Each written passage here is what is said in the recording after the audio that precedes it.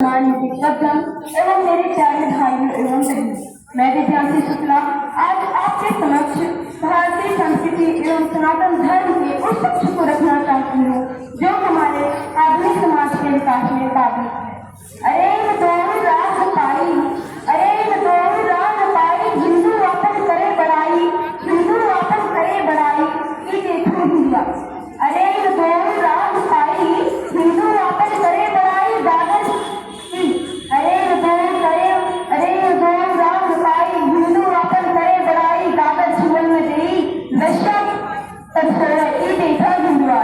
मुसलमान कई तीर अवलिया मुर्गा मुर्गी खाई, मुसलमान कई तीर अवलिया मुर्गा मुर्गी खाई, खाला तेरी बेटी जाए घर में कई सगाई। धर्म सम्मान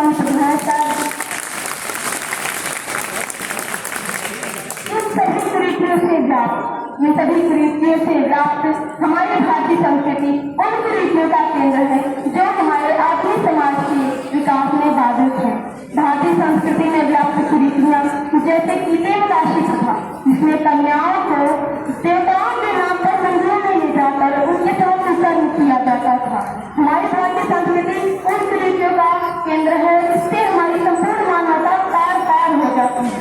ऐसी संस्कृति जिसमें बाल विवाह, बच्चों का विवाह बाल विवाह नहीं कर दिया जाता है, बचपन में ही उनका विवाह कर दिया जाता था।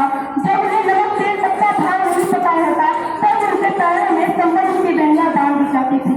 मैं आप सबसे पूछती हूँ महोदय कि जिस संस्कृति का आधार ही इतनी कुरीतियों से घिरा हुआ है वो भला किसी समाज के विकास में कैसे उपयोगी हो सकता है।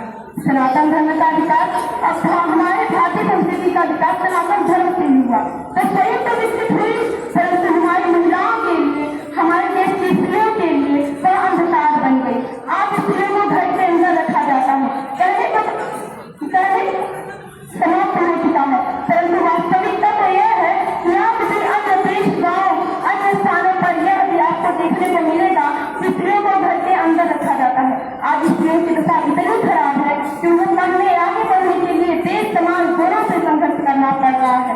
हमारी भारतीय संस्कृति भी तो है जहाँ कहते हैं कि स्त्रियां सिर्फ चूल्हे चौकी के लिए बनी होती है और उनकी शोभा घर के चार दीवारी के अंदर होती है। महोदय, मैं आपको बताना चाहती हूँ कि हमारे देश की स्त्रियां भी हमारे समाज के विकास में लगी तो हमारे देश का विकास और तेजी से होगा। तो ये एक से पहले क्या होते हैं, परंतु शायद अफसोस है कि हमारे भारतीयों के मन से ये बातें कोसों दूर छूट चुकी हैं और हमारी स्त्रियां भी पढ़ी लिख चुकी हैं, परंतु हमारी संस्कृति को कहाँ पर सच्चा पिछड़े लोगों पर ध्यान दें। वो तो बस इतना याद रखती है, उसके लिए बस यही मान्य है कि वह किस धर्म का है, कितना पढ़ा है, कितना लिखा है, कितना देश का विकास करेगा, ये मान्य नहीं रखता। वह हिंदू है, वह मुसलमान है, वह ब्राह्मण है, क्षत्रिय है, शूद्र है या वैश्य है, यह मान्य रखता है। साहब, यह भारतीय संस्कृति है, यहाँ हमें योग्यता की नहीं, धर्म जाति एवं वेशभूषा की होती है। संस्कृत के चार वर्ष भले ही पीछे नहीं आप हो, लेकिन पूजा पाठ तो ब्राह्मण के वंशज ही करवाएंगे। महोदय, मैं आपसे पूछती हूँ कि हमारे देश की विकास अगर अन्यों के बच्चे करवाएंगे तो फिर यह विकास कैसा? यह तो मुझे ऐसे प्रतीत होता है जैसे अंधे के हाथों चावल से कंकड़ दिलवाए जा रहे हो। महोदय, भारतीय संस्कृति हमारे लिए बहुत इतनी उपयोगी तो नहीं हो सकती कि हम देश का विकास कर पा रहे हैं। धर्म अर्थात इसे धारण किया जा सके, परंतु आज जो भारतीय राजनीतिक नेता है वे इस संस्कृति, इस सनातन धर्म को तुरंत दबा बना चुके हैं, जिससे वे अपनी राजनीति की रोक कर सकते हैं और उनके हाथों से कट जाए इसके लिए वे दलित और सवर्ग को चूल्हे में झोंकते हैं। बताइए, क्या ऐसी संस्कृति हमारे लिए उपयोगी हो सकती है? मुझे तो नहीं लगता कि हमारी भारतीय संस्कृति हमारे लिए उपयोगी है कि सिर्फ विवादों की। यह आधुनिक समाज के विकास में तो इसके उपयोगिता की हवा तक महसूस नहीं होती है।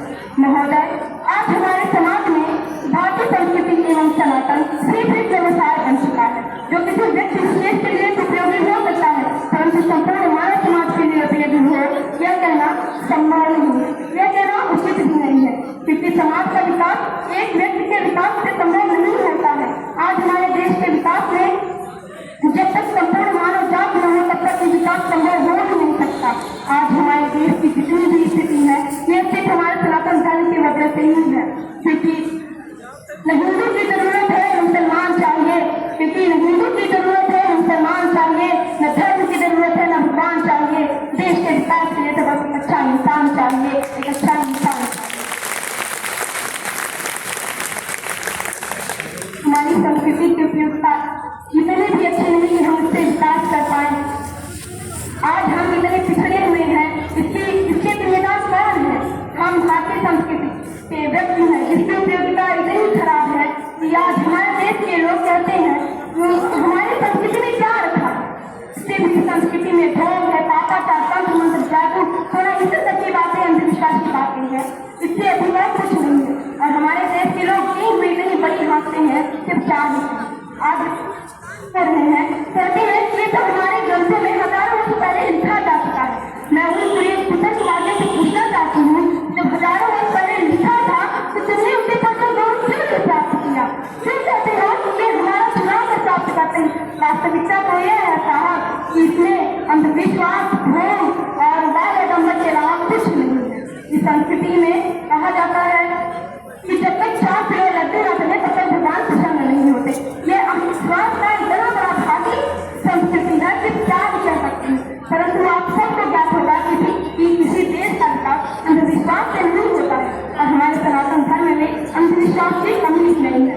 शनिवार के दिन आप लोगों ने सुना होगा कि शनिदेव को तेल चढ़ाए थे और 20 लीटर तेल एक दिन में चले जाते हैं, नालियों में बह जा रहे हैं। इससे किस देश का विकास संभव?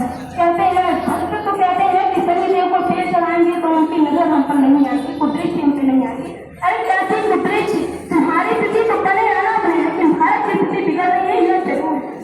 कहते हैं भगवान शिव का रुद्राभिषेक करो, दूध से करो, मत से करो। आज हमारे देश में एक दिन में 20-25 लीटर दूध, घी, दही, ये सभी शिव के अभिषेक के द्वारा नालियों में व्यक्त कर रहे हैं। अगर यही दूध, घी, दही हमारे गरीब बच्चों, अनाथ बच्चों को दिया जाता तो शायद आज भारत की स्थिति न रहती। आज हमारे देश में यदि अगर ये स्थिति रह गई तो मुझे लगता है कि हमारे भारत की दशा और बिगड़ जाए। आज भारतीय संस्कृति की देन है कि हमारे देश में, हमारे देश की यह स्थिति हो गई है कि अब विकासशील के देश के अंतर्गत नहीं आता है। मैं अंततः बस यही कहना चाहूंगी उन कुरीतियों को